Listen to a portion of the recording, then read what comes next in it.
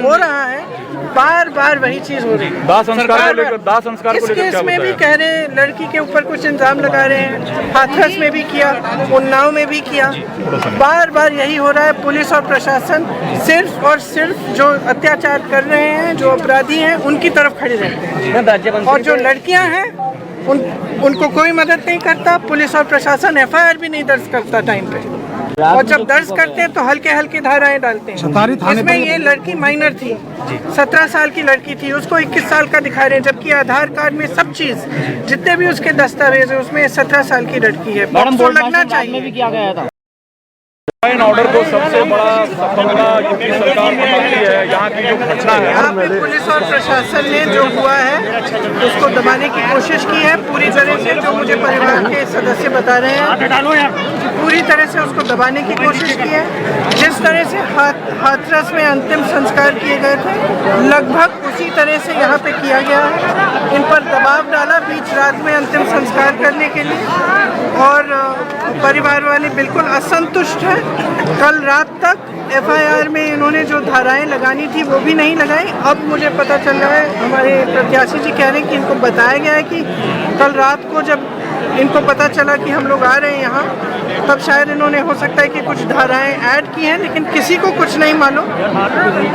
FIR की copy अभी परिवार को नहीं मिली है, डरे हुए हैं, कह रहे हैं कि पूरा पुलिस प्रशासन मिली हुई है। और एक यहाँ के कोई अनिल शर्मा जी जो है, उनका बार बार लगातार फ़ोन आ रहा था पुलिस को जिस समय ये सारा हुआ, तो उनको शक है कि शायद उनका कुछ इसमें इन्वॉल्वमेंट है किसी स्तर पर, और इसको दबाया जा रहा है पूरे मामले को। हमने उनको ये आश्वासन दिया कि हम इस मामले को दबने नहीं देंगे। जो लड़ाई लड़नी है हम उनके साथ खड़े हैं, हम लड़ेंगे और न्याय इनको मिलेगा। लगातार हाथरस हमने हाथरस में हाथरस जैसी घटना है ये, आपने बहुत देर बाद की। हाथरस से बड़ी घटना कहीं ना कहीं आपको नहीं लगता है, क्योंकि सेम उसी तरीके से रिपीट हुआ है। परिवार के जो सदस्य हैं उनका कहना है कि गैंग रेप हुआ है। पुलिस बिल्कुल इस बात को मान नहीं रही है, और जो पोस्टमार्टम है उसमें बहुत कम लिखा है।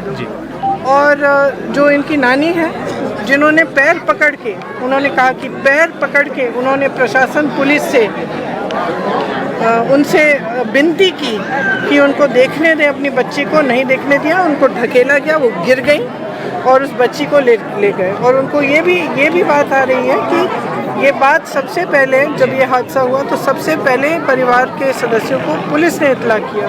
पुलिस को पता कैसे चला? तो बहुत सारे सवाल हैं, उनका जवाब हमें मांगना है और इनके लिए लड़ना है। जो हो रहा है बार बार वही चीज हो रही है। दाह संस्कार इस केस में भी कह रहे हैं लड़की के ऊपर कुछ इल्जाम लगा रहे हैं, हाथरस में भी किया, उन्नाव में भी किया, बार बार यही हो रहा है। पुलिस और प्रशासन सिर्फ और सिर्फ जो अत्याचार कर रहे हैं, जो अपराधी हैं, उनकी तरफ खड़े रहते हैं, और जो लड़कियां हैं उनको कोई मदद नहीं करता। पुलिस और प्रशासन एफआईआर भी नहीं दर्ज करता टाइम पे, और जब दर्ज करते हैं तो हल्के हल्के धाराएं डालते हैं। इसमें ये लड़की माइनर थी, 17 साल की लड़की थी, उसको 21 साल का दिखा रहे हैं, जबकि आधार कार्ड में सब चीज जितने भी उसके दस्तावेज है उसमें 17 साल की लड़की है। तो लगना चाहिए भी किया गया था। नहीं लगा। कांग्रेस किस तरीके से इस पीड़िता की मदद करेगी, क्योंकि हाथरस में मैं हर तरह से मदद करूंगी, जिस तरह से उन्नाव में हमने किया, जिस तरह से हाथरस में किया। हमारे लोग हैं यहाँ, वो लोग यहाँ पे मौजूद रहेंगे ताकि इनको डराया धमकाया नहीं जाए। इनको अधिवक्ताओं की ज़रूरत है, हम मदद करेंगे, हम अधिवक्ता के द्वारा भी मदद करेंगे। कोई अच्छा अधिवक्ता ढूंढेंगे इनके लिए। जो एफआईआर में धाराएं लगनी चाहिए उनके लिए दबाव डालेंगे, हम राजनीतिक दबाव डालेंगे, हम लड़ेंगे इनके लिए, क्योंकि इनका हक है कि इनको न्याय मिले। इतना बड़ा हादसा हुआ है इनके साथ, और आज तक आप लोगों ने लिखा भी नहीं है। आप तब लिख रहे हैं जब नेता आ रहा है यहाँ, तो आप भी सोचिए यहाँ पे हुआ है, आप लोगों ने लिखा क्यों नहीं है, आपने दिखाया क्यों नहीं है मीडिया में? सोशल मीडिया दिखा रहा है, तो मेन मीडिया क्यों नहीं दिखा रही है? क्या छुपा रहे हैं? किसके दबाव में है? ये गलत है, पूरे समाज के साथ गलत है, परिवार के साथ और पूरे समाज के साथ। मीडिया लिखने पर मुकदमा दर्ज हो जाता है पत्रकारों पर, जो है आपने देखा हाथरस में क्या हुआ? लेकिन सच्चाई आगे आनी चाहिए ना। ये बार बार होते रहेगा, बार बार होते रहेगा, कितनी लड़कियां ऐसे बर्बाद होंगी?